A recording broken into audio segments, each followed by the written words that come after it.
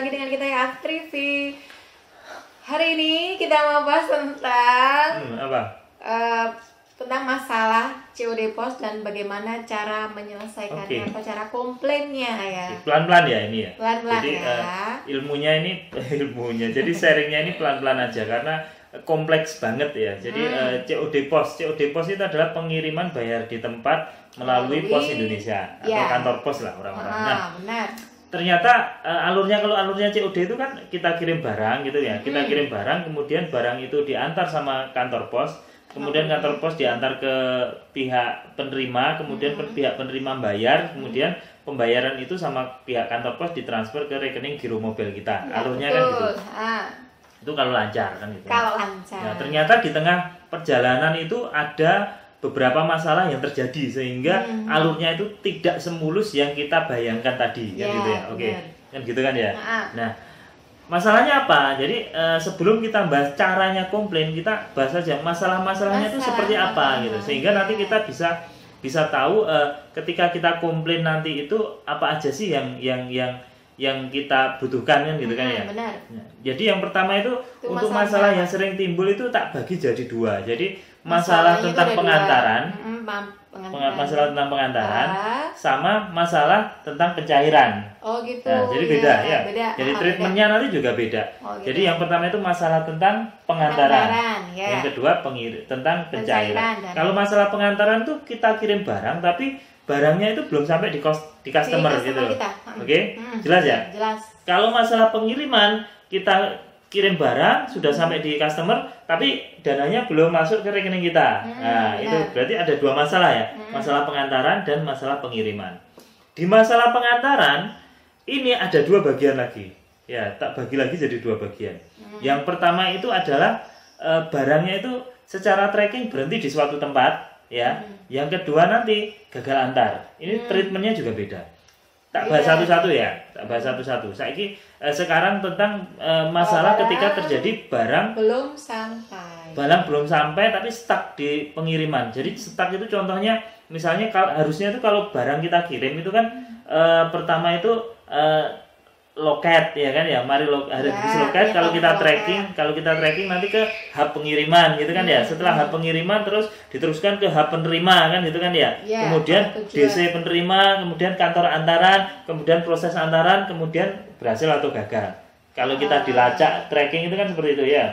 Tahapannya seperti itu. Cuman kadang-kadang gitu kita barang kita tuh mandek di suatu tempat gitu. Barang kita tuh mandek di suatu tempat kan gitu. Contohnya barang kita mandek di kantor antaran, ya kan gitu kan ya, atau barang kita mandek di DC penerima kan gitu. Jadi secara tracking itu nggak gerak gitu loh, kebayang nggak? Kebayang ya. Secara tracking itu nggak gerak gitu. Beda hari, tapi tetap aja gitu. Di tracking itu tetap di situ aja gitu ya. Kalau satu provinsi itu biasanya 3 hari, tapi ini sudah 4 hari, sik mandek aja di situ gitu. Perlu dikomplainkan. Nah, itu kalau sudah 3 hari, kalau dalam provinsi biasanya 3 hari ya. Kalau sudah 3 hari masih mandek di suatu tempat, itu sebaiknya komplain. Kalau 3 hari. Kenapa kok nggak 1 hari, 2 hari? Kalau 1 hari, 2 hari biasanya nanti silahkan tunggu sampai hari ketiga. Jawabannya biasanya gitu. Kan gitu. Jawaban para ininya. CS-nya kan gitu. Nah, nanti kalau setelah 3 hari segera komplain. Nah, jadi teman-teman harus rajin tracking ya. Jadi teman-teman harus rajin tracking sehingga ketika barang itu sudah kita kirim dan sudah 3 hari belum sampai dan ternyata itu mandek di suatu tempat, itu segera dikomplain. Kalau nggak gitu berlarut-larut. Kelamaan nanti susah nanti. Oke. Kebayang ya yang pertama tadi? Ya berhenti di salah satu loket. Di salah satu titik. Apa namanya? Di salah satu titik. Jadi di tracking, kan kalau kita lacak kiriman kan ada ya di webnya pos itu. Nah itu berhenti di satu titik. Kalau sudah 3 hari untuk kiriman dalam provinsi, kalau sudah 3 hari segera komplain. Iya benar. Jadi belum sampai ke tahap dikirim ke penerima gitu ya. Jadi mandek aja gitu loh. Jadi kalau udah 3 hari kiriman dalam provinsi segera komplain. Oke? Siap. Nah, yang kedua gagal antar. Nah, beda. Kalau yang pertama tadi itu kan mandek di suatu titik ya. Harusnya tahapannya A, B, C, D, E, tapi berhenti di C. Nah, itu berhenti aja gitu. Itu segera komplain kalau sudah 3 hari kan gitu kan ya. Tapi kalau misalnya gagal antar, segera komplain, segera teman-teman konfirmasi customernya masalahnya di mana. Jadi kalau kita misalnya ngirim, kemudian kita tracking posisi gagal antar gitu kan ya. Gagal antar itu kan macam-macam. Misalnya ada rumah kosong, ada alamat tidak lengkap, atau salah kirim alamat, salah alamat, atau kiriman ditahan, macam-macam kan. Alasan gagal antar itu macam-macam. Nah, kalau sudah di tracking menunjukkan gagal antar, konfirmasi ke customer. Nah, customernya misalnya, Bu, ini kemarin itu ada pengiriman kok gagal, kenapa? Kan gitu kan ya. Sedang nggak di rumah atau bagaimana, atau di rumah tapi nggak dengar ada orang. Apalagi ke pasar kan gitu kan. Nah, kita kan nggak ngerti ya. Kita kan nggak ngerti. Nah, kalau sudah kita dapat informasi dari customer, kita komplainnya enak. Kita langsung komplain kan gitu, langsung komplain. Jadi dikomplain nanti agar dikirim di pengiriman berikutnya, dan ada kata-kata tambah, dan harapannya konfirmasi ke nomor telepon dulu sebelum barang dikirim. Betul. Nah, jadi gitu kan. kita minta untuk kurirnya sebelum kirim WA atau telepon gitu ya. Betul.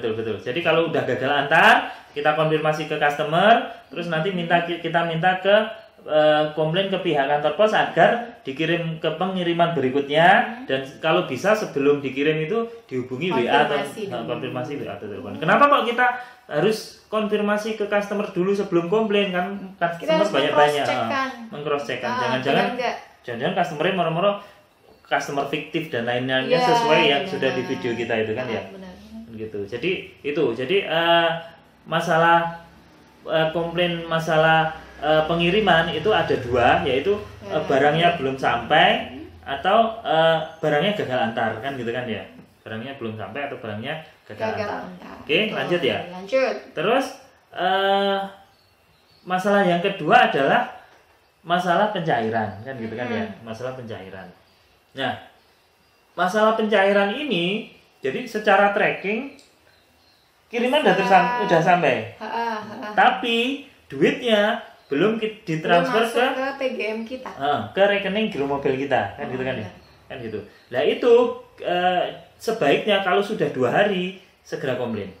Benar juga. Jadi misalnya secara tracking hari ini sudah nyampe gitu, hari ini misalnya Senin, berarti kalau sampai Selasa, Rebu belum sampai, segera belum cair, segera komplain. Oh gitu. Ada juga gitu, pernah kita ngalamin ya apa namanya, customernya udah konfirmasi ke kita bahwasanya itu sudah sampai barangnya, tapi setelah kita tracking itu ternyata masih nyantol karena mandek sesuai di kasus yang pertama tadi kan. Nah, secara dari titik-titiknya mandek, berarti komplain gitu. Jadi kita komplain nanti biar mereka yang selesaikan tahapannya, nanti insya Allah langsung dicairkan. Nah, yang disiapkan apa? Data komplain itu bukan asal komplain, harus disiapkan datanya. Jadi kalau masalahnya itu di masalah pengiriman, masalah pengiriman. Jadi masalah pengiriman tuh barang mandek di suatu tempat, gagal antar dan sebagainya tadi. Yang disiapkan itu adalah yang pertama adalah nomor resi. Nomor resi, kemudian nama penerima, alamat penerima, isi paket, sama nomor telepon penerima. Oh gitu. Nah, itu kalau komplain harus membawa 5 data itu tadi. Jadi harus disiapin nih. Nah, kenapa kok 5 data ini harus disiapin sebelum komplain? Nanti kita bahas di cara komplain ya. Sekarang kita bahas masalah penyebab komplain tadi ya, Bun ya. Penyebab komplain. Masalah. Jadi 5 tadi harus disiapin 5 data, yaitu apa tadi? Nomor resi, nama penerima, alamat penerima, kemudian isi paketnya, sama nomor telepon. Nah, oke, itu ya. Nah, tapi ini kalau yang dikomplainkan itu masalah pencairan, ya, jadi barang udah sampai tapi dana belum cair, ditambah 2 data lagi, yaitu nomor VA yang tadi, ketambahan VA sama nomor rekening giro mobil kita. Oh gitu. Nomor VA sama nomor rekening giro mobil kita. Jadi itu 2 data itu harus disiapin kalau untuk pencairan. Oke, clear ya. Jadi masalahnya clear ya. Masalah di COD pos itu ada 2, tak ulangi, yaitu masalah di pengantaran sama pencairan. Masalah pengantaran itu ada 2. Ketika apakah dia berhenti di suatu titik secara tracking ataukah dia gagal antar. Jadi treatmentnya tadi. Kalau dia berhenti di suatu titik lebih dari 3 hari, segera komplain. Ya. Kalau dia gagal antar, konfirmasi ke customer, komplain saat itu juga. Ya, Oke, kita komplain sangat konfirmasi sensitif. dulu. Oke, clear ya. Clear. Dan sekarang caranya komplain gimana? Kan Ya, gitu. caranya komplain. Caranya gimana? komplain. Caranya komplain itu sebenarnya ada 4 ya teman-teman ya. Yang Ada pertama. 4. Yang pertama itu datang langsung ke kantor pos. Datang langsung ke plasanya. Ya, datang langsung ke kantor pos. Kelihatannya simpel, tapi ternyata datang langsung ini sebaiknya saya udah jarang sekali menggunakan metode ini. Kenapa? Dulu awal-awal ya. Ya, sekarang. karena kalau datang langsung itu pasti ngantri. Ya. Kita harus datang, hemat, kita membuang waktu, Iya. banyak hal lah. Banyak hal. Bang bensin. Datang langsung ke kantor pos. Dan kadang-kadang itu kalau kantor pos tingkat kecamatan itu ada yang mau bantu komplain, ada yang enggak kan gitu kan ya. Ya. Ya, jadi ada yang langsung diarahkan ke kantor pos kabupaten gitu. Ya, benar Ya, sekali. kan gitu kan ya. Mm-mm. Itu cara komplain yang Iya, pertama. kalau di kita mungkin ya bisa lah ya dijangkau. Kalau mungkin di teman-teman di daerah-daerah itu kalau ke kantor pos kabupaten lumayan jauh. Jauh ya, harus tenang ngantri. Jadi kita punya alternatif yang lain lah. Oke, itu yang pertama. Itu yang pertama langsung ya. Langsung datang kantor pos. Yes. Yang kedua itu Kedua. lewat sosial media. Jadi lewat sosial media pos itu punya Facebook, punya Twitter, punya Instagram, punya YouTube. Ada 4 sosial medianya. Tapi jujur saya tidak pernah komplain lewat sosial media ini. Karena kalau pas lihat sekilas gitu, lihat di Facebooknya itu kan komplainnya itu gimana ya? Kalau kita komplain itu kayak campur dengan komplain-komplain yang lain gitu loh. Jadi komplain kita itu Numpuk numpuk-numpuk gitu ya. dengan Chatnya komplain numpuk gitu. komen-komen kita numpuk-numpuk dengan iya, komplain iya, benar. komen-komen orang yang lain gitu. Jadi kadang kan kelewat atau apa kan gitu. Jadi secara kalau sosial media kan susahnya gitu. Misalnya ada Facebook nih, biasanya nanti ada komen-komen dan di dalam komen itu ada komplain nanti belum ditanggapi wis Sudah lari ke ke atasnya ke benar. slide yang lain kan gitu. Jadi susah kalau lewat sosial media Mungkin susah. bisa, cuman lama. Harus Lebih telaten teliti, lagi. harus teliti. Iya. Dan saya tidak pernah lewat sosial media. Ya. Yang ketiga adalah lewat live chatnya web pos. Jadi pos itu kan punya web di posindonesia.co.id ya. Nah itu di bagian kanan bawah itu kan ada gambarnya kayak gini, gambar cewek ada ini ada teleponnya gini. Jadi itu kalau kita klik kita bisa live chat kan gitu. Kita live chat. Tapi lewat live chat ini nggak enaknya, ini nggak enaknya ya, maaf ya PT Pos. Jadi nggak enaknya itu yang pertama itu responnya lambat, apalagi kalau pas sore itu responnya lambat. Ya, waktu Jadi responnya lambat. lagi. Nah, terus udah responnya lambat, kita harus standby di depan laptop kita. Nah, kenapa gitu? Jadi dia itu nih maaf sekali lagi maaf ya, ini kita pengalaman saya aja. Misalnya kita komplain lewat live chatnya, jepret gitu. Dia itu balesnya itu bisa 10 menit, bisa 20 menit kan gitu. Ya. Nah, tapi ketika dia sudah menjawab, kemudian kita tidak segera menjawab, lewat 2 menit, sudah langsung ada tulisan, mohon maaf karena tidak ada respon, sesi chatting kita akhiri gitu. Jadi dia jawabnya lambat, tapi kalau kita 2 menit aja gitu, kita setelah dia jawab, kita nggak jawab, ditinggalin. Itu enggak enaknya. Enggak enaknya lewat, kalau pengalaman saya lewat live chatnya itu yang enggak enaknya. Itu yang pertama, enggak enak yang pertama itu. Enggak enak yang pertama, Masya Allah. Enggak enak yang kedua. Yang kedua itu kita tidak dikasih nomor pengaduan. Jadi setelah chatting gitu, baik informasi akan kami teruskan ke pihak terkait. Wis mari, sudah selesai. Terus kalau kita besok ternyata kirimannya belum sampai, kita chatting lagi, kita curhat lagi kan gitu kan ya, mengulang lagi kan gitu. Harusnya kan kayak kalau kita misalnya komplain di bank, kalau kita lewat telepon, kalau kita komplain di 147-nya Telkom itu kan pasti ada nomor pengaduan sekian gitu, sehingga nanti ketika kita besok komplain lagi, kemarin udah komplain nomor pengaduan sekian gitu kan, ada historinya ya. Iya, ada historinya. Nah, kalau di live chat ini enggak ada nih, live chat ini enggak ada, itu enggak enaknya itu. Itu cara komplainnya. Dan yang keempat, ini cara komplain yang keempat, ini yang paling sering kami lakukan adalah lewat email. Lewat email. Kenapa kok lewat email? Saya paling seneng lewat email karena kalau lewat email itu kita punya datanya kan ya. Kita punya datanya. Jadi kita punya recordnya. Nah, kita kirim email, kalaupun nanti emailnya tuh biasanya langsung dapat balasan. Kalau nggak dapat balasan, segera kirim email lagi aja. Tinggal copy paste gitu kan ya. Kita punya datanya, kita ya bisa. Kita email. Nanti biasanya dapat balasan, bahwasanya akan diteruskan ke pihak terkait, atau misalnya ada masalah kayak kemarin itu ada balasan yang bersangkutan sudah ditelepon 3 kali tapi tidak bisa atau kemarin bagus sekali ininya. Jadi ada responan. Nah, jadi itu. Jadi saya itu kami itu paling seneng kalau komplainnya itu lewat email @halopos@posindonesia.co.id itu. Nah, apakah komplain-komplain itu menyelesaikan masalah? Kan gitu kan dia pertanyaannya kan. Pertanyaan yang bagus sekali itu. Jadi kalau kita udah komplain, paling enggak kita itu ada satu step yang sudah kita lalui kan gitu kan ya. Benar sekali. Nah, kalaupun ternyata setelah 1 kali 24 jam atau 2 kali 24 jam tidak ada hasil, ya komplain lagi. Terus usaha dulu. Saya sudah pernah men-share di video kita, video di channel ini kita udah ada percakapan panjang pernah. Percakapan panjang, jadi kita tuh komplain sampai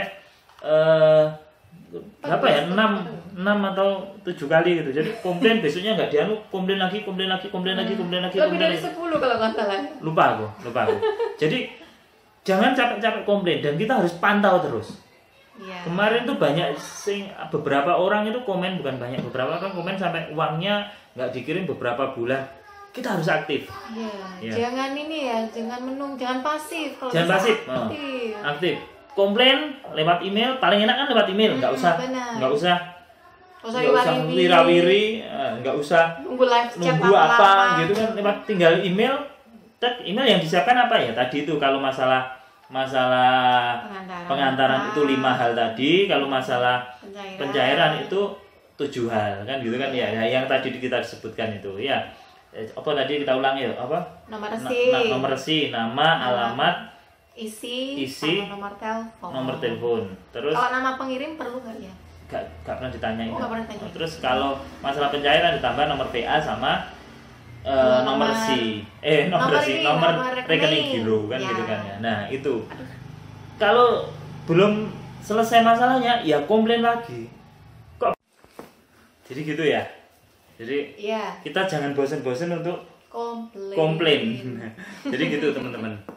Agar masalahnya tersolusikan ya teman-teman ya. Karena saya bayangin aja sih Bun, kalau misalnya kita itu diem pasif terus barang itu tidak segera kita komplain berlarut-larut, itu kan trackingnya juga susah juga kan. Iya benar. Susah juga trackingnya. Kalau kita nggak komplain, itu pernah kita satu pengalaman. Nggak boleh itu. Gitu. Lanjut. Jadi gitu, kita harus aktif untuk komplain. Ya. Intinya itu, oke.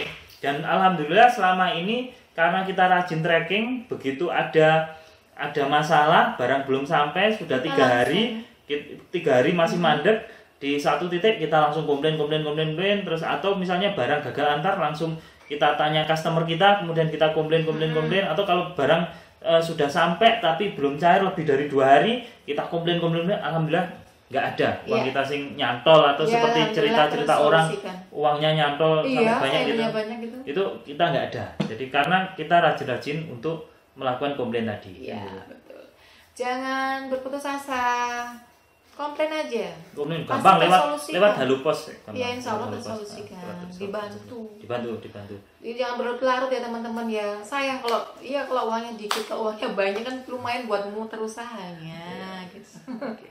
Oke, mungkin itu aja.